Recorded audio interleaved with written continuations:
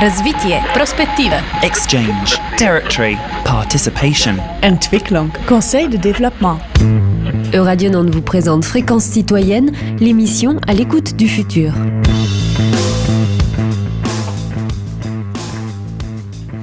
Bonjour à tous et merci de nous retrouver chaque mois dans Fréquence citoyenne, l'émission du Conseil de développement de Nantes Métropole. Alors notre invité d'aujourd'hui est un journaliste, rédacteur en chef du quotidien nantais Presse Océan, Jérôme Glaise. Bonjour Jérôme. Bonjour. Glaise. Comme d'habitude, Philippe Audic, président du Conseil de développement, est également avec nous. Bonjour Philippe. Bonjour. Alors vous intervenez bien sûr comme vous voulez dans cette émission. Alors quelques mots sur vous, Jérôme Glaise, pour commencer. Là, vous êtes rédacteur en chef de Presse Océan depuis octobre 2015, si mes fiches sont à jour. Et vous êtes un journaliste qu'on peut qualifier de chevronné, puisque votre carrière est déjà jalonnée de responsabilités assez variées. Vous avez 49 ans, vous êtes né à Paris, vous avez passé votre enfance, votre jeunesse, vous avez un profil classique, tout à fait présentable, tout à fait essayant.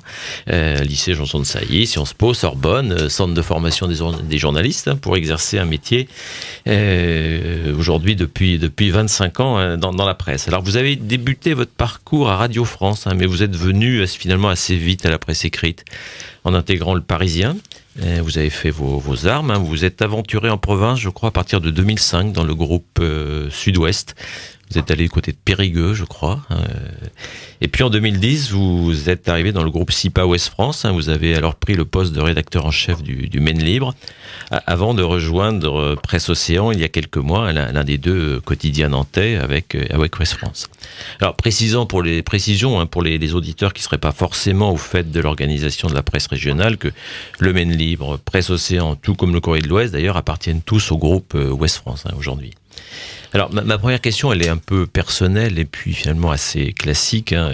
Qu'est-ce qui pousse un journaliste que tout destine finalement à une carrière parisienne à s'orienter vers la province? On voit plutôt des journalistes régionaux qui font le chemin inverse, qui ont envie de la capitale. Vous avez fait le parcours dans l'autre sens.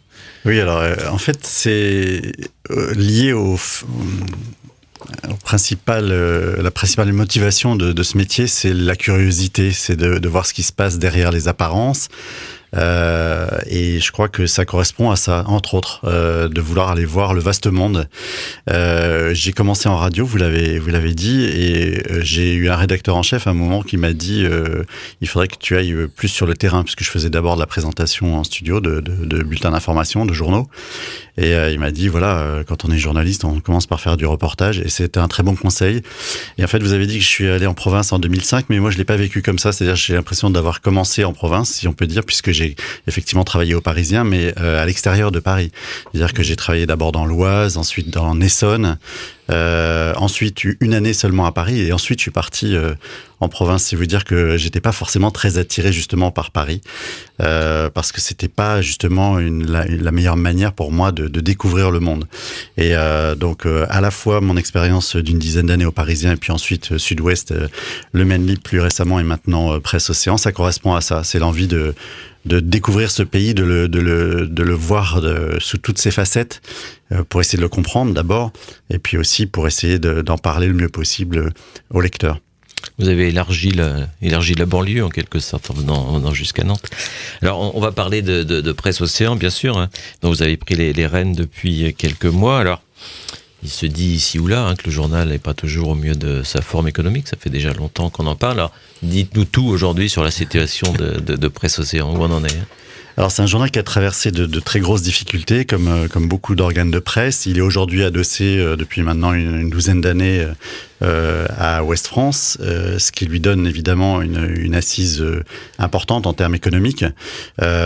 Aujourd'hui, c'est un journal qui va plutôt pas mal, dans un contexte effectivement agité pour la presse, donc où beaucoup d'organes de presse sont très très fragilisés. Aujourd'hui, on a cette chance d'abord d'avoir une gestion qui est extrêmement rigoureuse, donc on fait très attention, et d'autre part d'avoir un journal qui s'est beaucoup battu et qui continue de se battre beaucoup pour ses contenus, et qui continue d'avoir un vrai public. Alors aujourd'hui, on a une diffusion qui est à peu près de 32 000 exemplaires sur le département, mais il faut ajouter à ça, moi j'insiste beaucoup là-dessus, il faut ajouter à ça l'audience qu'on a sur le web, c'est-à-dire que globalement l'audience du titre, de la marque Presse Océan, elle a beaucoup augmenté, puisqu'on a à peu près 30 000 visites par jour, 30 000 visiteurs par jour sur notre site. Donc ça veut dire que en fait la parole de ce journal porte. Donc après se pose la question du modèle économique. Je pense qu'on va en reparler un peu plus tard dans cette émission. Mais aujourd'hui en tout cas c'est un journal qui est bien géré et qui n'est plus au bord du gouffre comme il a pu l'être il y a quelques années. Vous dites que l'audience s'est élargie grâce au web. Le lectorat de Presse Océan aujourd'hui, c'est qui ? C'est tout le monde. Franchement, tout le monde. On s'adresse à l'ensemble des habitants, aussi bien les puissants que les misérables, comme on dit, aussi bien les éduqués que les moins éduqués. Le rôle d'un journal local comme celui-là, c'est de parler d'abord du territoire à l'ensemble des acteurs et des gens qui y habitent. Donc, c'est à la fois parler de la vie quotidienne, très quotidienne, et aussi de parler des projets, des enjeux, des polémiques, des faits divers, de l'ensemble des faits qui font l'actualité d'un territoire comme celui-là. On dit parfois que le lectorat de la presse écrite est un peu plus âgé. Vous avez des études là-dessus, des précisions Alors, le support papier, c'est un support papier qui correspond à des habitudes de consommation d'informations ou de lecture qui se décalent effectivement vers les générations les plus âgées. Ça, c'est un phénomène qu'on observe depuis des décennies, qui continue aujourd'hui et qui est accentué par l'irruption du web. Quand on dit irruption, c'est maintenant, ça fait 20 ans que ça dure le web. Mais on va dire que les usages, l'envahissement du web dans les usages en termes de consommation d'informations, pour reprendre un vocabulaire très marketing, cette irruption du web, elle est relativement récente et elle amène pour notre plus grande satisfaction, un rajeunissement de notre audience, puisque les usages ils sont multigénérationnels concernant le web. Mais est-ce qu'aujourd'hui vous avez des lecteurs payants sur le web, ou est-ce que c'est simplement de la visite pour voir les grands titres et quelques synthèses très, très rapides? Alors ça, c'est la question du modèle économique. Peut-être, on peut en parler maintenant. Oui, bien sûr. C'est une question qui touche l'ensemble de la presse. Évidemment que comment on finance l'information, ça c'est une question centrale. Donc le web aujourd'hui, le site de Presse Océan, c'est un site gratuit où on met qu'une toute petite partie de nos contenus. Il est essentiellement constitué d'informations en continu, d'actualités chaudes, en particulier de faits divers et de sport, et d'insolites, on va dire, c'est les trois piliers qui font notre audience sur le web aujourd'hui. On n'est clairement pas aujourd'hui dans un modèle payant, mais le groupe Ouest France lui-même est dans cette logique-là aussi. Il y a une toute petite partie de contenu aujourd'hui qui est d'accès payant sur les sites du groupe, essentiellement l'information très locale. À terme, on va sans doute aller vers un modèle où il y aura une partie plus importante de contenu payant. C'est ce qu'on fait, le choix qu'ont fait la plupart des grands groupes de presse aujourd'hui, qui commencent à dégager des revenus significatifs grâce à ce modèle-là. Mais c'est des processus très longs, très lents, aussi très tâtonnants parce qu'on est dans un univers très mouvant. En fait, tous les groupes de presse, évidemment, sont à la recherche d'un modèle économique pour assurer leur pérennité. On est au cœur du sujet. Et quand on a deux quotidiens locaux qui appartiennent au même groupe, comment les rapports s'organisent en fait concrètement sur le terrain entre les journalistes? Est-ce qu'il y a une concurrence? Est-ce que ça se répartit? Alors là, vous parlez de l'information, du rôle des journalistes. Très clairement, les rédactions sont totalement indépendantes les unes des autres, c'est-à-dire qu'elles ont leur propre structure, leur propre hiérarchie, leur propre responsable, dont je fais partie pour Presse Océan. Et donc, il n'y a pas de concertation. On est clairement en concurrence et c'est d'ailleurs un atout pour un territoire comme celui-là d'avoir une diversité de médias, y compris au sein d'un même groupe. Mais on est exactement concurrents comme peuvent l'être Peugeot ou Citroën au sein du groupe PSA. C'est-à-dire qu'on a des lignes de produits qui sont différentes, on ne s'adresse pas forcément au même public, on n'a pas les mêmes contenus et on a tout à fait intérêt à continuer à entretenir cette émulation, je dirais peut-être même plus que concurrence entre les deux rédactions. Mais est-ce que la commande de l'actionnaire, éventuellement, enfin, entre les deux groupes, est-ce que vous pouvez avoir une crainte en vous disant, mais l'actionnaire un jour peut décider un lundi matin de dire maintenant j'ai un seul quotidien où j'en recentre un plutôt sur une autre activité plutôt que de jouer la concurrence sur des terrains journalistiques un peu bien identiques. Sûr, l'actionnaire par définition c'est lui qui décide. Maintenant, est-ce que son intérêt c'est de limiter le nombre de titres sur un territoire? J'en suis pas tout à fait persuadé. Et d'ailleurs, si Ouest France a maintenu, si le groupe Ouest France a maintenu Presse Océan sur ce territoire de la Loire-Atlantique, c'est bien qu'il y a intérêt. C'est-à-dire que ça permet d'avoir une diversité d'offres, y compris de supports publicitaires pour les annonceurs, et de s'adresser à des publics finalement très variés, très complémentaires, et donc de jouer sur l'ensemble des tableaux pour proposer une diversité d'offres, notamment aux annonceurs. Si vous deviez porter un avis un peu plus global sur la présence des médias sur le territoire, outre la presse locale, les radios, puisqu'il y a un certain nombre de radios libres, associatives, enfin, quel point de vue vous avez un peu globalement sur ce territoire? Est-ce qu'il est bien informé? Est-ce que... Alors l'information, est-ce qu'on peut encore raisonner au niveau d'un territoire avec le web dont on parlait tout à l'heure et dont on va reparler? Je suis pas sûr qu'on puisse raisonner uniquement à l'échelle d'un territoire, mais ce qui est sûr, c'est qu'ici, localement, il y a pas mal d'acteurs effectivement dans le domaine de l'information. Je suis là depuis assez peu de temps finalement, donc j'ai pas forcément un regard très très aiguisé. Ce que je vois, c'est le pluralisme, c'est la diversité des acteurs, donc ça c'est quand même un vrai plus. Personne ne peut s'en plaindre. On voit bien qu'aujourd'hui, on a besoin d'avoir une information très variée, très recoupée, venant d'une multiplicité de sources pour arriver à se faire une idée un peu précise des faits. Et donc ça ne peut qu'être un plus pour un territoire comme celui-là, c'est évident.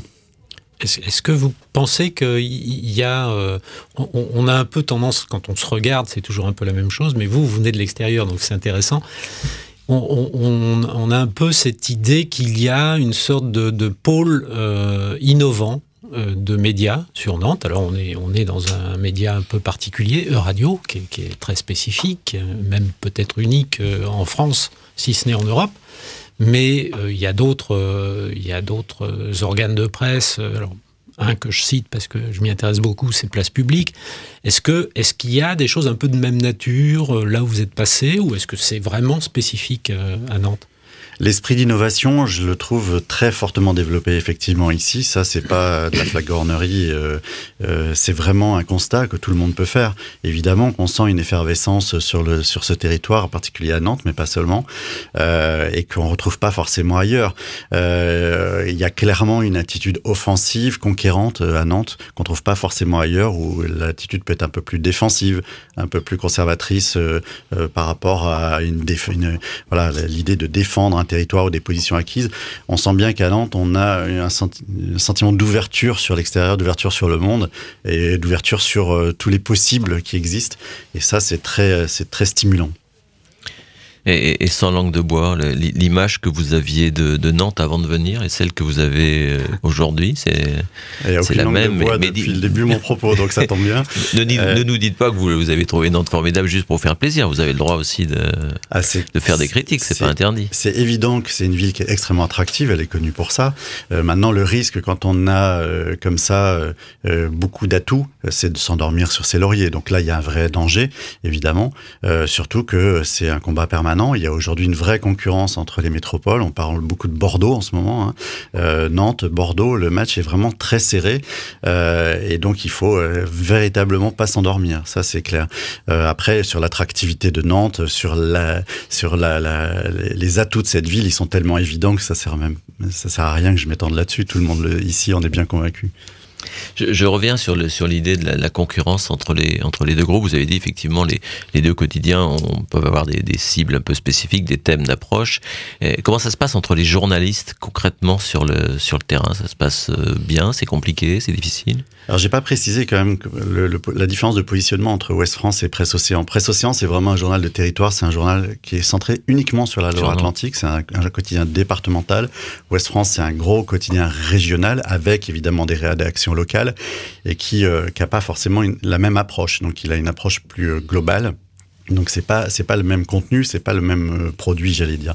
Sur le terrain, ça se passe comme ça se passe entre tous les journalistes de France et de Navarre ou du monde. C'est-à-dire qu'effectivement, il y a cette concurrence. Bon, voilà, on peut l'appeler comme ça. Moi, j'appellerais ça plutôt l'émulation, c'est-à-dire l'envie de faire mieux que le voisin. C'est un vrai moteur pour les journalistes. Ils fonctionnent beaucoup à ça. C'est l'adrénaline, c'est l'envie de sortir l'info avant l'autre. Donc là-dessus, c'est très simple finalement. On se fait beaucoup de films là, autour de ça. Hein. Voilà, les journalistes, ils font leur travail du mieux qu'ils peuvent dans un contexte qui est quand même extrêmement compliqué pour eux. Je parle économiquement pour la presse, mais en tout cas, ils le font avec beaucoup d'entrain et c'est une particularité en tout cas que j'ai trouvée dans la rédaction de Presse Océan en arrivant. C'est vraiment une rédaction qui est extrêmement mobilisée, extrêmement volontaire, avec des gens de grande qualité. Alors évidemment, vous pouvez me dire c'est de la langue de bois, mais je vous le dis en toute franchise, c'est la situation que j'ai trouvée en arrivant dans cette rédaction. Et ce serait plutôt un plus, cette concurrence, d'après ce que vous dites. Le fait qu'il y ait ces deux quotidiens serait plutôt un gage de qualité pour les lecteurs. Alors. Vous savez, mon inquiétude, c'est pas tellement la concurrence, c'est l'absence de concurrence. C'est-à-dire qu'à terme, s'il n'y a plus de journaux, il n'y aura plus de concurrence. Alors là, pour le coup, les journalistes seront tranquilles, il n'y aura plus de journalistes non plus. Donc non, simplement, il faut bien voir qu'aujourd'hui, les questions qui sont au cœur de nos interrogations, c'est pas les problèmes de concurrence, c'est plus les problèmes de pérennisation des outils d'information, savoir ce qu'on veut comme information. Est-ce qu'on veut une information de qualité ou est-ce qu'on veut le grand n'importe quoi? Voilà. Et on est face à des choix de société qui vont être dictés plus a priori sur des attitudes de consommation que sur des choix citoyens, volontaires. Donc c'est à nous de répondre finalement aux usages du public en essayant de contourner les obstacles, mais on n'obtiendra rien en essayant de raisonner le public, en lui disant c'est pas bien, vous lisez pas les journaux, il faut lire les journaux, comme on disait, il faut prendre 2 cuillerées d'huile de ricin ou je ne sais quoi. 2 fois de morue. 2 fois de morue. Et voilà, on sait très bien qu'on n'obtiendra rien comme ça. Donc il faut simplement que l'information qu'on propose corresponde aux usages, aux attentes du public, et peut-être qu'aussi on soit capable d'éveiller la curiosité du public et de l'amener à découvrir des choses qu'il n'aurait pas découvertes spontanément. On va prendre une première pause musicale.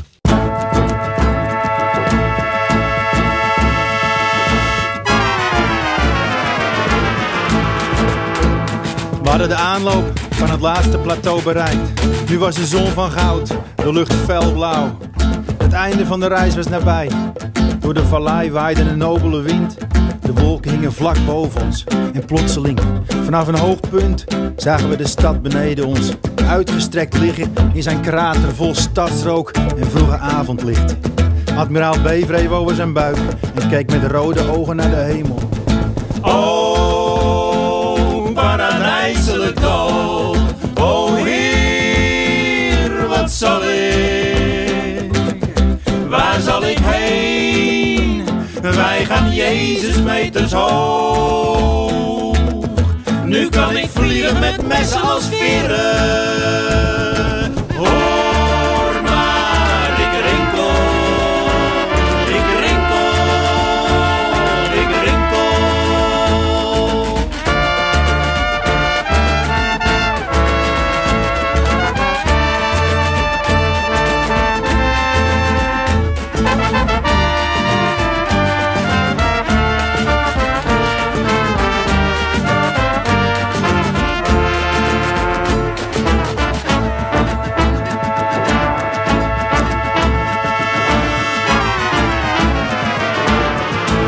Daverde de stad ons tegemoet. We reden langs drukke cafés, krottige vaudeville-theaters en massa's lichtjes. In vervagende stegen zagen we eenzame gestaltes. We werden toegeschreeuwd door krantenjongens, monteurs, sjokten op blote voeten door de straten. Met hun steeksleutels en dotterpoetskatoen. Het hield niet op. We zwierven als in een droom door de stad. We werden ingehaald en gesneden door de woeste chauffeurs, grijnzend achter hun stuurwiel.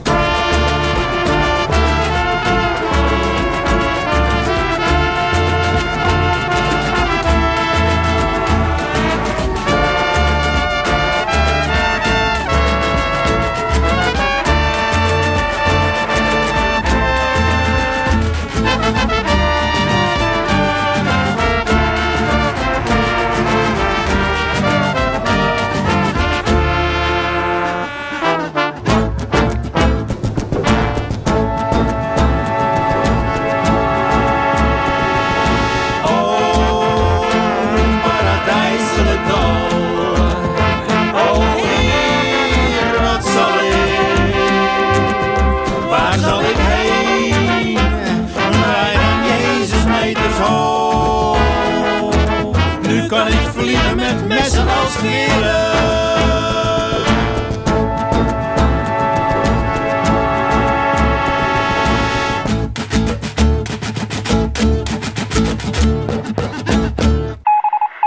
Fréquence citoyenne. Toujours avec Jérôme Glaise, rédacteur en chef de Presse Océan. Monsieur Glaise, on a parlé évidemment de Presse Océan. Vous avez exprimé votre satisfaction de trouver une équipe extrêmement dynamique et impliquée. J'ai envie de vous poser cette question. Est-ce que vous avez un projet, vous arrivez, vous avez un regard neuf? Il y a déjà eu des transformations de Presse Océan dans les années passées, le format, enfin, etc. Aujourd'hui, vous portez un projet un peu nouveau ou vous y réfléchissez? Mon projet, c'est d'abord de faire de l'information, de continuer de faire de l'information, parce que c'est à ça que servent les journalistes. C'est-à-dire que ça ne sert à rien de tourner autour du pot. Les journalistes, ils sont là pour ça. Et ce qu'on attend d'eux, c'est ça. Et quand on parle de critique à l'égard des journalistes, souvent la critique qui est faite aux journalistes, c'est de ne pas faire assez d'informations, de ne pas aller assez chercher l'information. Et finalement, d'être au courant de plein de choses, de ne pas tout dire, etc. On entend ça en permanence.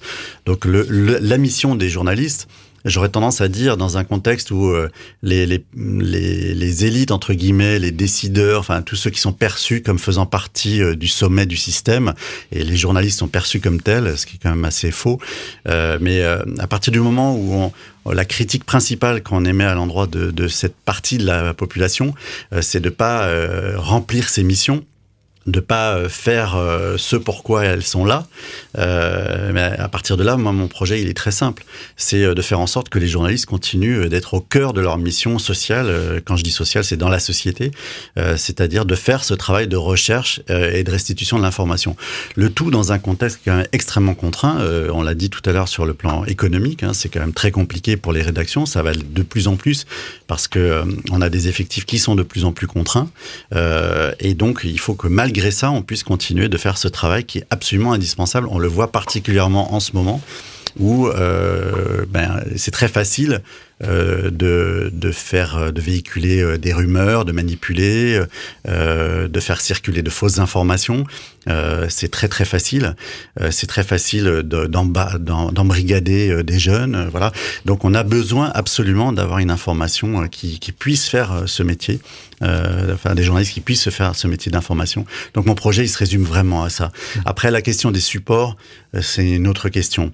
Le papier, le web, on va sans doute en parler, mais oui, c'est des sujets évidemment très très importants, puisque ça a des implications directes dans le fonctionnement des rédactions. Mais d'abord, faire en sorte que les journalistes puissent faire ce métier d'information. C'est ça le projet. Alors, cette presse écrite est effectivement un peu secouée par ce qu'on appelle la révolution numérique, même si cette révolution, vous l'avez dit, ne date pas d'hier. Bernard Boulet a écrit un livre là-dessus qui s'intitule la fin des journalistes. Alors, la fin des journaux même. La fin des journaux. Je sais que vous vous intéressez plutôt d'assez près à ces questions. À Oumen Libre, vous avez conduit un certain nombre de réformes sur la question numérique. Alors, quel est l'état de la souffrance, entre guillemets, des médias par rapport à cette question numérique? Ou est-ce que c'est une souffrance ou est-ce que c'est une adaptation qui va se faire? Non, mais c'est des questions qui sont relativement simples, en tout cas sur le papier. C'est-à-dire, c'est simplement, il s'agit de gérer en même temps une temporalité du papier et du quotidien qui est J+1, H24, on va dire, et une temporalité du web qui est totalement instantanée, qui est sur des circuits beaucoup plus courts, etc. Bon, voilà, donc ça demande beaucoup d'agilité de la part des rédactions parce qu'il faut passer de l'un à l'autre, il faut arriver à gérer ces deux temporalités, ces deux logiques qui sont finalement assez complémentaires, mais qui sont très différentes sur le fond, enfin en tout cas dans le fonctionnement. Donc c'est ça la principale difficulté.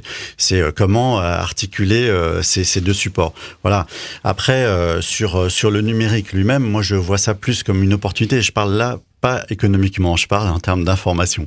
Les journalistes de presse écrite se plaignent toujours de pas avoir assez de place, que ça aille pas assez vite, qu'on soit obligé d'attendre le journal du lendemain pour donner de l'information. Bon, aujourd'hui, on s'affranchit de toutes ces contraintes-là. On a toute la place qu'on veut. On peut s'exprimer à la fois sous forme d'écrit, de vidéos, de sons, d'infographies interactives. On peut aussi échanger avec l'audience, recevoir des questions, essayer d'y répondre en temps réel, recevoir aussi des critiques.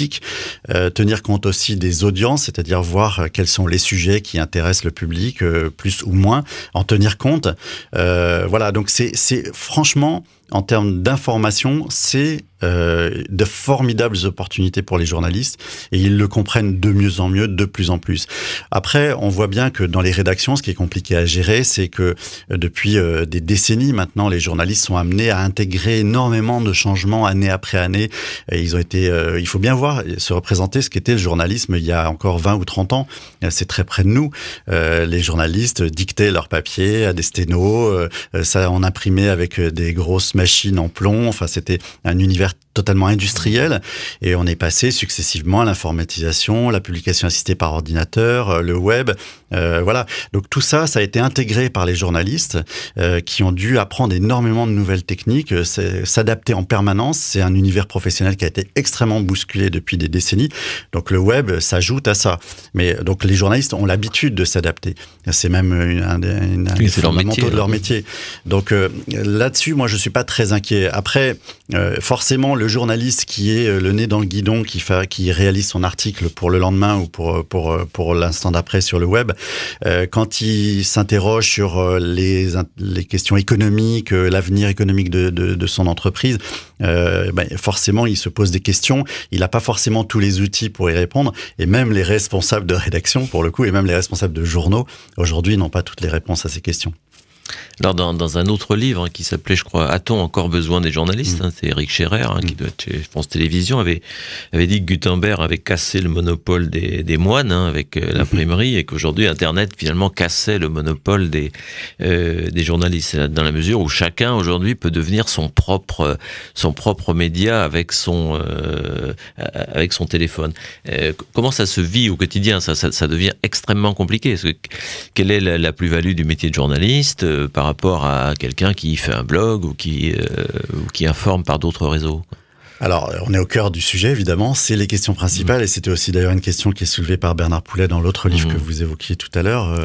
Et effectivement, ce que dit notamment Éric Scherer, c'est intéressant. Il dit, en fait, la collecte d'informations, c'est assez basique, finalement. C'est disponible partout.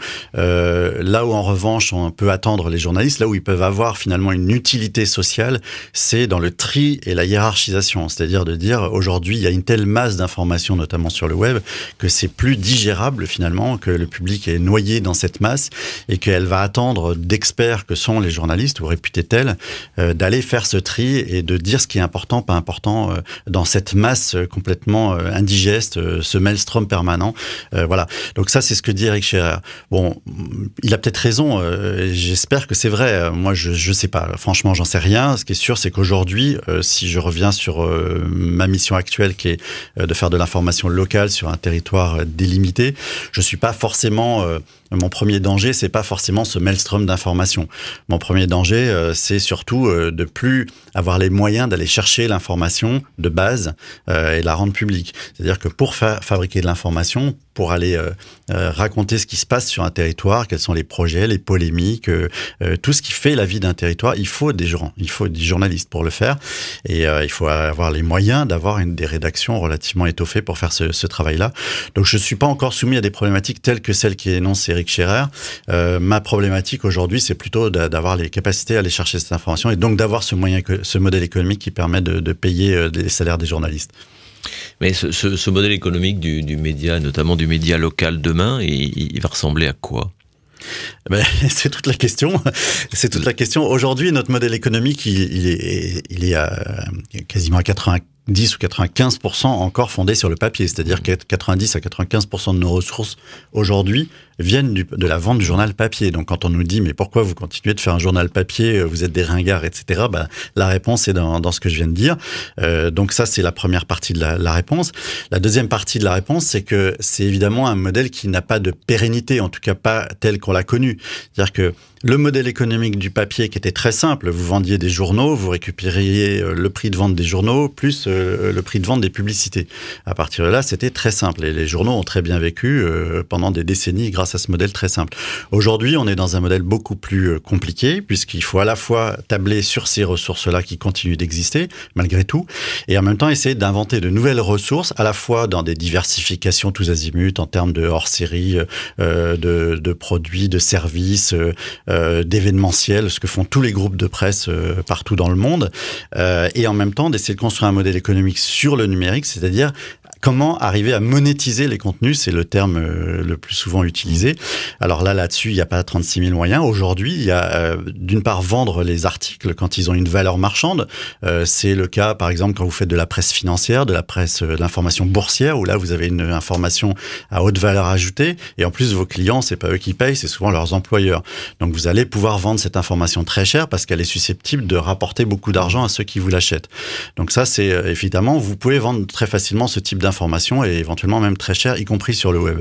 Quand vous vendez de l'information locale, elle a certes une valeur parce que la preuve, c'est qu'on vend un journal tous les jours à plus de 30 000 exemplaires, donc c'est bien que ça a une valeur, mais vous pouvez pas le vendre sur le web le même prix que ce que vous vendez en kiosque parce que les gens ont l'habitude de la gratuité ou alors de payer très très peu cher.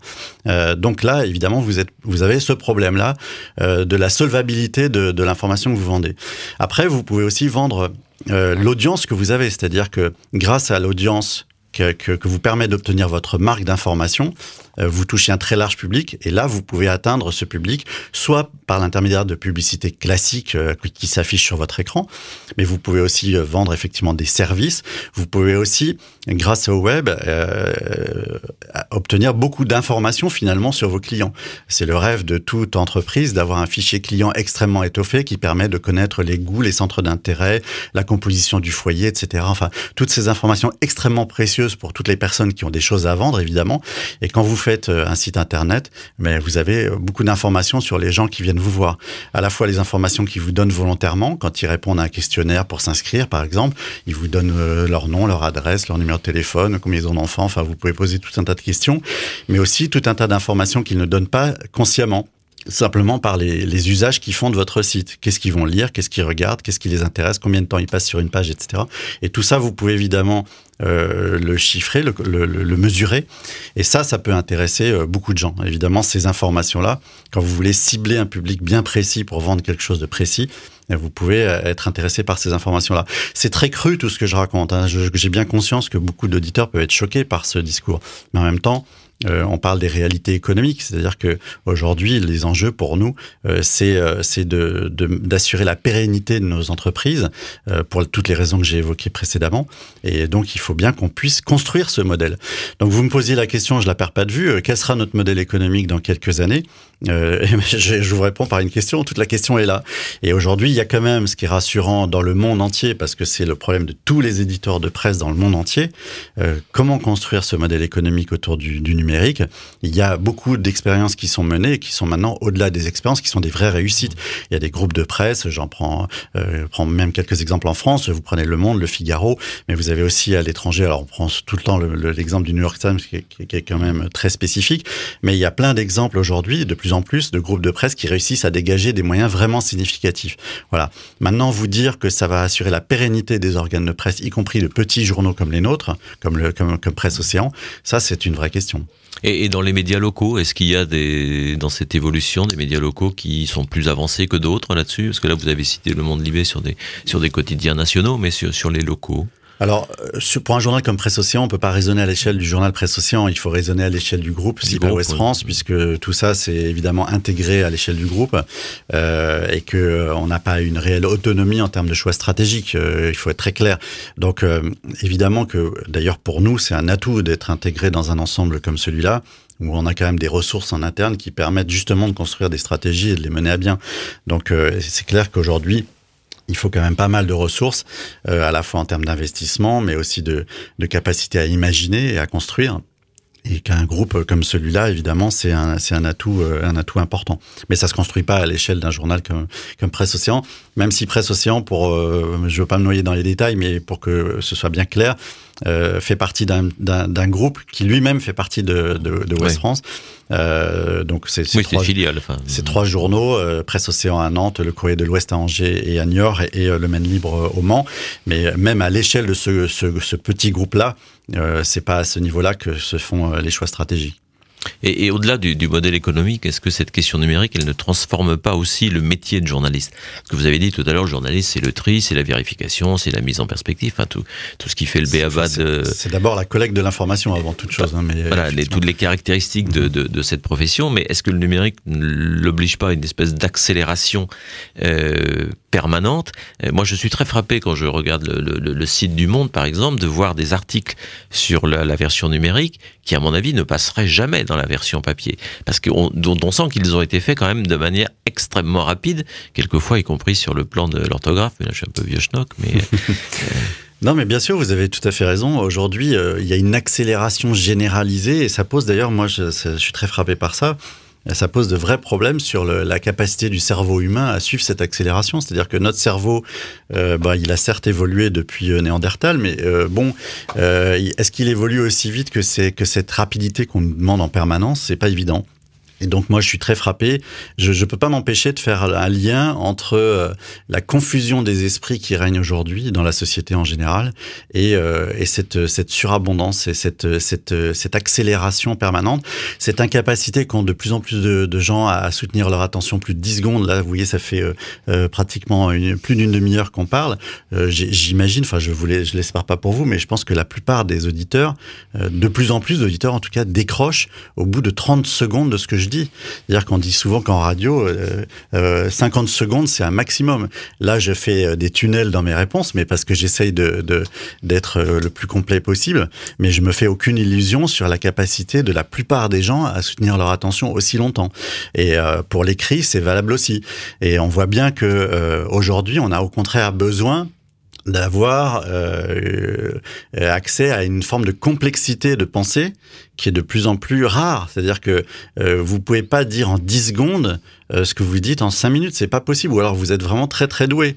Je suis aussi frappé, alors peut-être que c'est une digression par rapport à votre question, mais je m'exprime aussi par association d'idées. J'étais très frappé, je regardais un débat télévisé sur une chaîne régionale qui n'était pas d'ailleurs dans notre région, autour des élections régionales. Et je voyais que donc les journalistes ne pouvaient pas s'empêcher d'interrompre les interlocuteurs, enfin les candidats. Ils pouvaient à peine parler 20 secondes d'affilée qu'ils étaient interrompus et le journaliste leur disait faites des réponses courtes, faites des réponses courtes. Et non seulement ça, mais en plus, en bas de l'écran, on affiche des tweets d'internautes qui interviennent, qui commentent ce que le candidat est en train de dire, ce que le candidat lui-même ne voit pas. C'est-à-dire que le propos qu'il est en train de tenir est fragilisé, voire complètement déstabilisé par le tweet qui s'affiche. Il n'a pas la capacité de savoir que le téléspectateur voit ça en même temps qu'il parle, donc il peut pas répondre à l'objection qui est faite par l'internaute. Et donc en plus, là, évidemment que le téléspectateur qui lit ce tweet ne peut pas continuer d'écouter ce que dit le candidat en même temps. Donc il perd le fil. Donc il y a cette espèce, voilà. Donc pour répondre à votre question, en faisant court, vous couperez au montage, comme on dit. Pour répondre à votre question, la difficulté, c'est de gérer ces temporalités qui sont complètement explosées et où effectivement les repères classiques du journaliste de presse écrite, qui est le temps long, et ils sont complètement bouleversés. Ça, c'est une vraie difficulté. Pour faire respirer l'auditeur, on va lui offrir une pause musicale.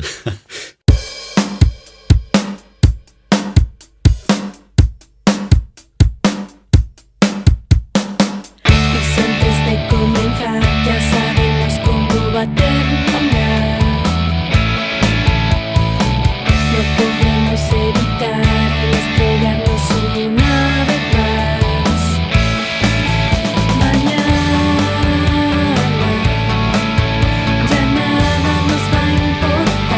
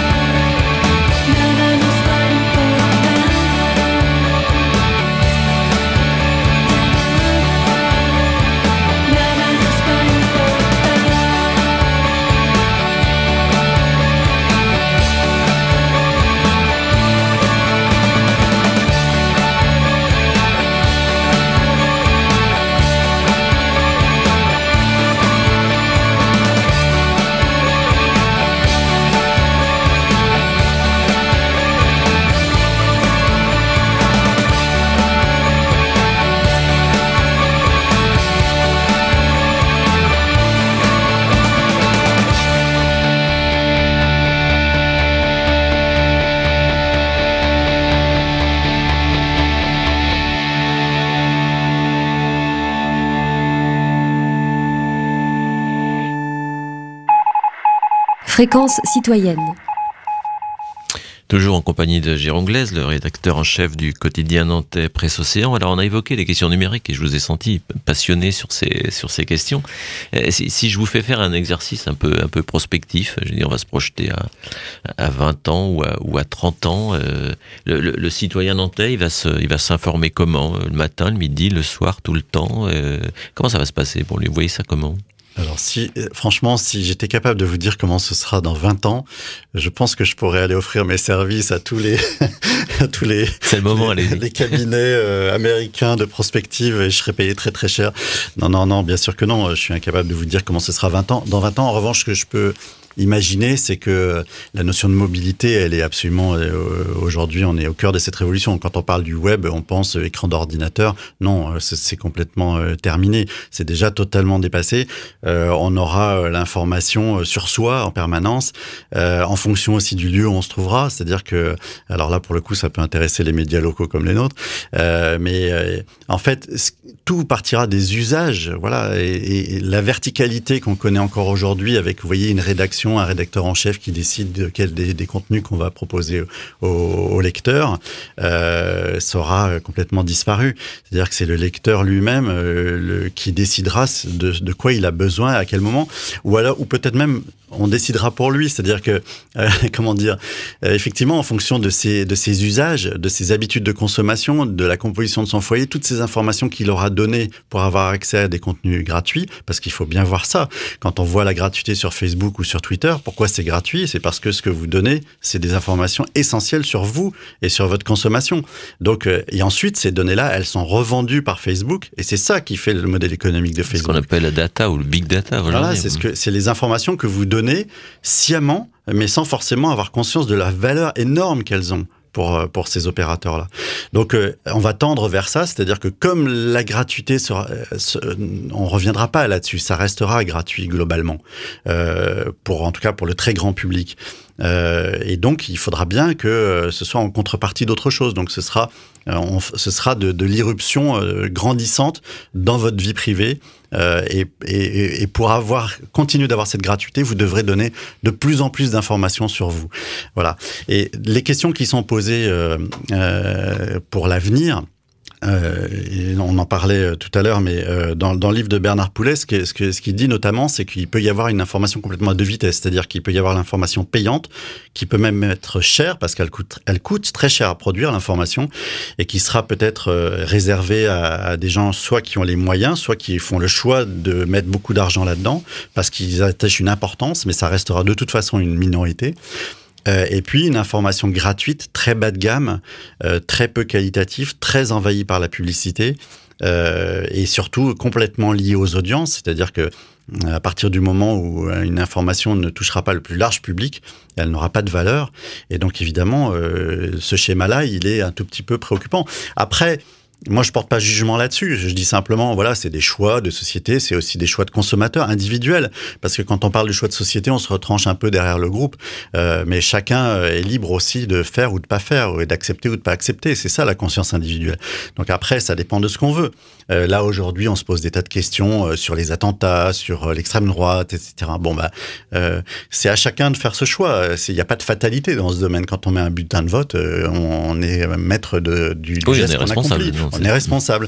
Mais c'est pareil quand on consomme de l'information. Soit on se dit c'est gratuit et c'est peu qualitatif, soit on y met un prix parce qu'on considère que ça a de la valeur. Mais ça, c'est aux journalistes de conférer de la valeur à l'information qu'ils produisent. Ça, du coup, ça nous renvoie la balle aussi. Alors, j'aimerais évoquer avec vous une autre question, mais on le verra, les choses peuvent être liées. Quand on parle de presse locale, on arrive très vite aux questions de gouvernance, et qui dit gouvernance dit rapport des pouvoirs locaux avec les médias, etc., qui a toujours été une question compliquée pour les médias locaux. Comment ça se passe à Nantes? On en est où aujourd'hui? Et par rapport aux évolutions là que vous venez d'évoquer, comment ça se passe et comment ça peut évoluer?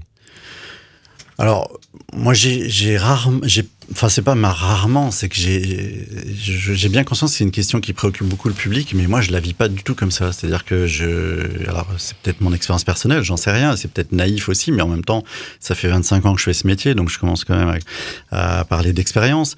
Moi, j'ai jamais été confronté à comment dire, de l'empêchement de faire mon métier. C'est-à-dire que j'ai jamais eu des politiques qui m'ont barré la route.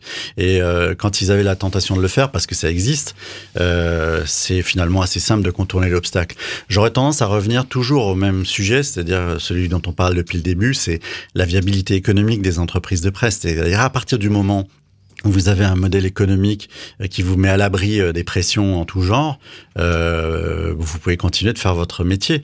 À partir du moment où vous avez des gens qui peuvent appuyer sur le bouton et vous empêcher de continuer d'exercer votre activité en termes d'indépendance économique notamment, oui, là, vous commencez à être fragilisé.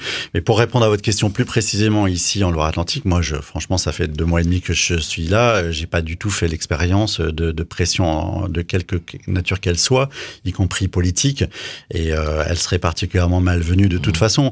Et puis une rédaction comme la rédaction de Presse Océan, de toute façon, ne l'acceptera pas. Elle est elle-même très diverse dans sa composition, dans ses idées, dans sa vision du monde. Et donc, ça peut pas marcher comme ça. Et d'ailleurs, les politiques l'ont bien compris. Ils ont bien compris que ça pouvait pas marcher comme ça. Les politiques eux-mêmes n'ont pas forcément envie que la presse soit aux ordres. Les politiques savent bien que c'est l'expression du débat, c'est le lieu du débat aussi, la presse. Et la politique, c'est le débat. Donc moi, je suis pas très... je vis pas ça comme une situation compliquée.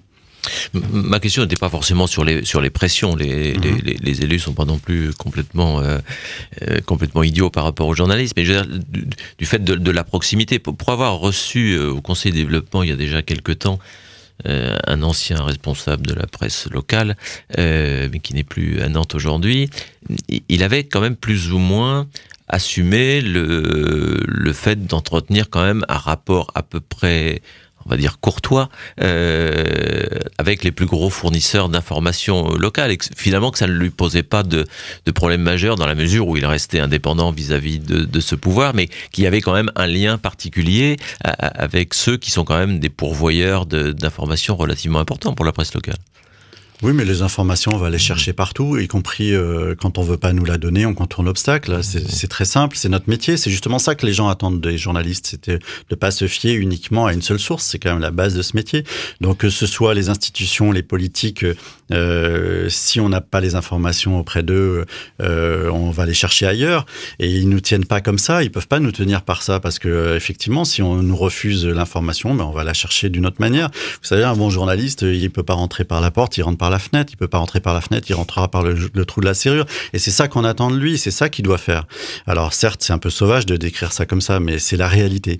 Non, moi ce que je dirais simplement, c'est que la connivence, parce qu'il peut y avoir ça aussi derrière votre question, peut-être que c'est ça qu'il faut entendre. Il y a ça derrière, oui. La connivence, alors là, après, ça dépend des pratiques personnelles aussi, des conceptions qu'on fait de son métier.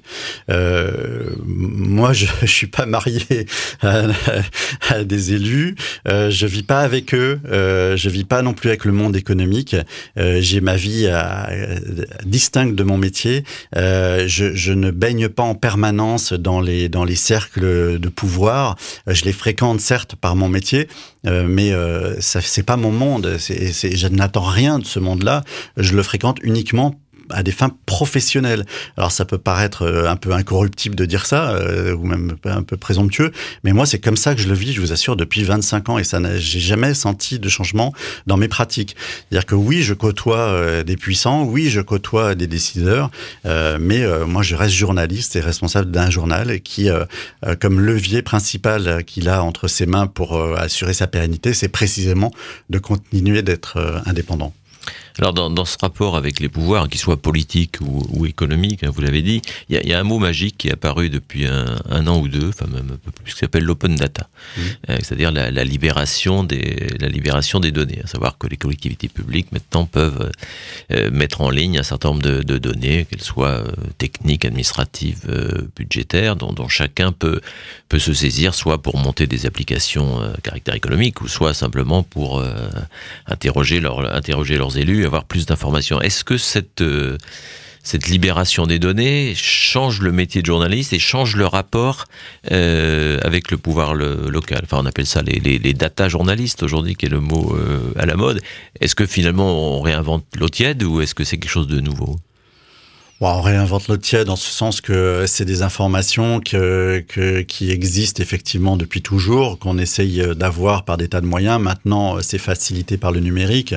Et effectivement, comme il y a... on va dire, chacun perd un peu le monopole dans son domaine d'activité, les pouvoirs locaux sont obligés de partager ces informations, parce qu'aujourd'hui, on peut plus rien garder comme ça pour soi. Donc, c'est un plus, évidemment. Ça, c'est du grain à moudre pour les rédactions. C'est des sources nouvelles d'informations pour les rédactions, mais c'est pas ça qui va remplacer. Enfin, c'est évidemment que c'est très, très précieux et que ça permet une foultitude de nouveaux sujets qu'on traitait pas forcément jusqu'à maintenant. Donc c'est un plus pour nous, mais c'est pas ça qui va, à mon sens, totalement bouleverser la pratique de base du journaliste, qui est quand même d'aller se confronter à l'humain et d'aller rencontrer les acteurs de l'information. Et je crois plus aux acteurs qu'aux chiffres. Philippe Audic, tout à l'heure, vous posez la question de vos projets pour Presse Océan. Si vous aviez un rêve particulier, vous voulez quoi? Vous voulez doubler votre rédaction? Vous voulez pour faire votre métier encore mieux, il faudrait quoi? Parce qu'on sait que le nombre de journalistes a diminué. Enfin, vous l'avez dit tout à l'heure, qu'ils sont obligés aussi eux-mêmes de courir beaucoup. C'est quoi votre rêve de journaliste? C'est de continuer d'avoir un public, c'est-à-dire que le public continue d'accorder une importance au fait d'être bien informé. Ou en tout cas le mieux possible. Alors il y a beaucoup de défiance vis-à-vis des journalistes. Nous, on essaye au quotidien de surmonter cette défiance, de prouver notre utilité sociale, de prouver qu'on sert à quelque chose dans le monde. Moi, c'est ça mon rêve, mon vrai rêve, c'est que de continuer à démontrer chaque jour qu'on a une utilité, notamment dans un système démocratique. Voilà. Donc, vous savez, c'est simple. Les choses, vous ne vous rendez compte qu'elles existent que lorsqu'elles ont disparu, que lorsqu'elles vous manquent. Donc quand elles sont là, elles font partie du paysage, ça fait partie de la routine. On pourrait dire la même chose des gens qu'on aime. Voilà. Donc j'en suis là aujourd'hui. Moi, je me dis que j'ai choisi ce métier parce que je pense que il y a un rôle absolument majeur à informer le public du mieux possible, en fonction aussi de toutes les contraintes qui existent, mais de faire ce métier le mieux possible. Mais qu'aussi, mon rêve, la question, c'est de savoir si le public lui-même est réceptif et demandeur de ce type d'information. Après, si le public considère que c'est secondaire et qu'il vaut mieux se contenter d'entertainment ou d'être l'homo festivus de Philippe Muret, très bien, allons-y. On sera dans une société de l'entertainment permanent et je suis pas sûr que ce soit une société très démocratique sur le fond. Mais après, ça, c'est des choix, encore une fois, individuels, c'est des choix des citoyens. Chacun est responsable de ça. Donc voilà, moi, mon rêve, c'est ça, c'est de continuer à faire en sorte que le journalisme ait une utilité et contribue au bien commun. C'est peut-être très naïf, mais en même temps, c'est bien d'avoir des rêves un peu naïfs parfois. Non, c'est un beau programme, mais vous avez évoqué le mot défiance. C'est vrai que dans un certain nombre d'enquêtes d'opinion, souvent les journalistes, c'est aussi ceux dont on se méfie, et souvent autant que des hommes politiques. Et il y a quelque chose derrière ça quand même. Alors vous avez évoqué tout à l'heure les questions de connivence. Est-ce que c'est la même chose au niveau local qu'au niveau national d'ailleurs?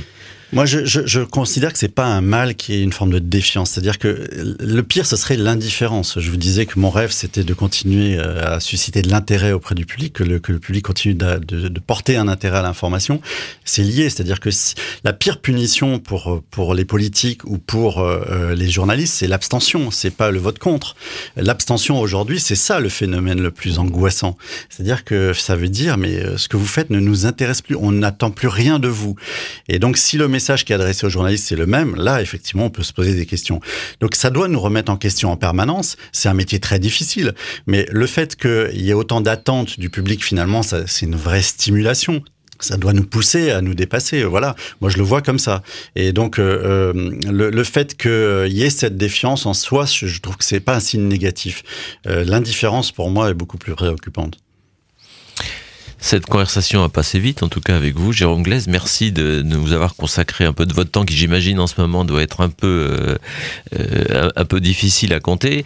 En tout cas, on peut encourager nos auditeurs à continuer à lire Presse Océan, à lire de plus en plus, et puis aussi à continuer à écouter Radio Nantes. Et on se retrouve le mois prochain avec un nouvel invité.